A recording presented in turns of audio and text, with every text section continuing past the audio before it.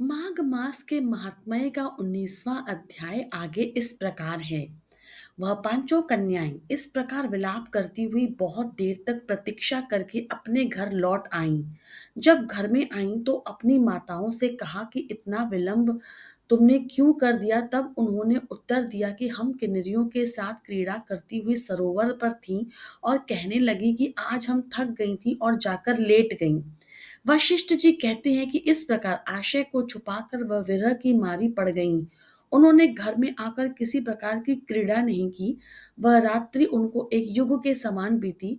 सूर्य नारायण के उदय होते ही वह अपने आप को जीवित मानती हुई माताओं की आज्ञा लेकर गौरी पूजन करने वह कन्याएं वहां पर जाने लगीं। उसी समय ब्राह्मण भी स्नान करने के लिए सरोवर पर आया। उसके आने पर कन्याओं ने वाह वाह किया, जैसे कमलिनी प्रातःकाल सूर्योदय का देखकर कहती है। उसको देखकर उनके नेत्र खुल गए और उस ब्रह्मचारी के पास चली गईं।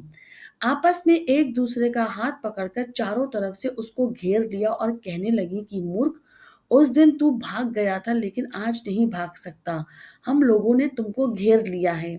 ऐसे वचन सुनकर बाहुपक्ष में बंधे हुए ब्राह्मण ने मुस्कुराकर कहा, तुमने जो कहा सो ठीक है, परंतु मैं भी अभी विद्याभ्यास और ब्रह्मचारी हूँ। गुरुकुल में मेरा विद्याभ्यास पूरा नहीं हुआ है। पंडित को चाहिए कि जिस आश्रम में रहे उसके धर्म का पालन करे। इस आश्रम में मैं विवाह धर्म को नहीं समझता। अपने व्रत का पालन करके और गुरु की आज्ञा पाकर ही विवाह कर सकता हूँ, उससे पहले नहीं कर सकता। यह सब बात सुनकर वह कन्याएं इस प्रकार बोली जैसे वैशाख मास में कोयल बोलती है। वह कहने लगी कि धर्म से अर्थ और अर्थ से काम और काम से धर्म के फल का प्रकाश होता है। ऐसा ही पंडित लोग और शास्त्र कहते हैं। हम काम सहित धर्म की अधिकता से आपके पास आई हैं, सो आप पृथ्वी के सब भोगों को भोगिए। उस ब्राह्मण ने कहा, तुम्हारा वचन सत्य है, किंतु मैं अपने व्रत को समाप्त करके ही विवाह कर सकता हूँ, पहले नहीं कर सकता। तब वे कन्याएं कहने लगी कि तुम मूर्ख हो। अनोखी औषधि, ब्रह्म बुद्धि, रसायन सिद्धि, अपने कुल की सुंदर नारियां तथा मंत्र जिस समय प्राप्त हो उसे ग्रहण कर लेना चाहिए। कार्य को टालना अच्छा नहीं होता। केवल भाग्य वाले पुरुष ही प्रेम से पूर्ण अच्छे कुल से उत्पन्न स्वयं वर चाहने वाली कन्याओं को प्राप्त होते हैं। कहा हम अनोखी नारियां, कहा आप तपस्वी बालक। यह बेमेल का मेल मिलाने में विधाता की चतुराई है। इस कारण आप हम लोगों के साथ गंधर्व विवाह कर लें। इनके ऐसे वचन सुनकर उस धर्मात्मा ब्राह्मण ने कहा कि व्रती रहकर इस समय में विवाह नहीं कर सकता। मैं स्वयंवर की इच्छा नहीं करता। इस प्रकार उसके वचन सुनकर उन्होंने एक दूसरे का हाथ छोड़कर उसको पकड़ लिया। सुशील और सुरस्वरा ने उसको भुजाओं से पकड़ लिया। सुतारा ने आलिंगन किया और चंद्रिका ने उसका मुख चूम लिया। परंतु फिर उसने क्रोधित होकर उनको श्राप दे दिया कि तुम डायन की तरह मुझसे चिपटी होकर लिपटी हुई हो, इस कारण पिशाचिनी हो जाओ। ऐसा श्राप देने पर वह उसको छोड़कर अलग खड़ी हो गई। उन्होंने कहा, हम निरपराधियों को वृथा क्यों श्राप दिया। तुम्हारी इस धर्मज्ञता पर धिक्कार है। प्रेम करने वाले से बुराई करने वाले का सुख दोनों लोकों में नष्ट हो जाता है। इसीलिए तुम भी हम लोगों के साथ पिशाच हो जाओ।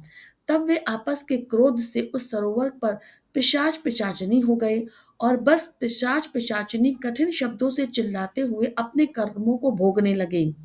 वशिष्ठ जी कहने लगे कि हे राजन, इस प्रकार वह पिशाच उस सरोवर के इधर उधर फिरते रहे। बहुत समय पश्चात मुनियों में श्रेष्ठ लोमश ऋषि पौष शुक्ल चतुर्दशी को उस अछोत सरोवर पर स्नान करने के लिए आए। तब क्षुधा से दुखी इन पिशाचों ने उनको देखा तो उनकी हत्या करने के लिए गोल बांधकर उनको चारों तरफ से घेर लिया। वेदनिधि ब्राह्मण भी वहां पर आ गए और उन्होंने लोमेश ऋषि को साष्टांग प्रणाम किया। वे पिशाच ऋषि के तेज से उनके सामने ठहर न सके और दूर जाकर खड़े हो गए। वेदनिधि हाथ जोड़कर लोमश ऋषि से कहने लगे कि भाग्य से ही ऋषियों के दर्शन होते हैं। फिर उन्होंने गंधर्व कन्याओं और अपने पुत्र का परिचय देकर सब वृत्तांत सुनाया और कहा कि हे मुनिवर, यह सब ही श्राप मोहित होकर आपके सम्मुख खड़े हैं। आज इन बालकों का निस्तार होगा जैसे सूर्योदय से अंधकार का नाश होता है। वशिष्ठ जी कहने लगे कि पुत्र के दुख से दुखी हुए वेदनिधि ब्राह्मण के ऐसे वचन सुनकर लोमश ऋषि के नेत्रों में जल भर आया और वेद निधि से कहने लगा कि मेरे प्रसाद से बालकों को शीघ्र स्मृति पैदा हो। मैं उनका धर्म कहता हूँ जिससे इसका आपका ज्ञान विलीन हो जाएगा।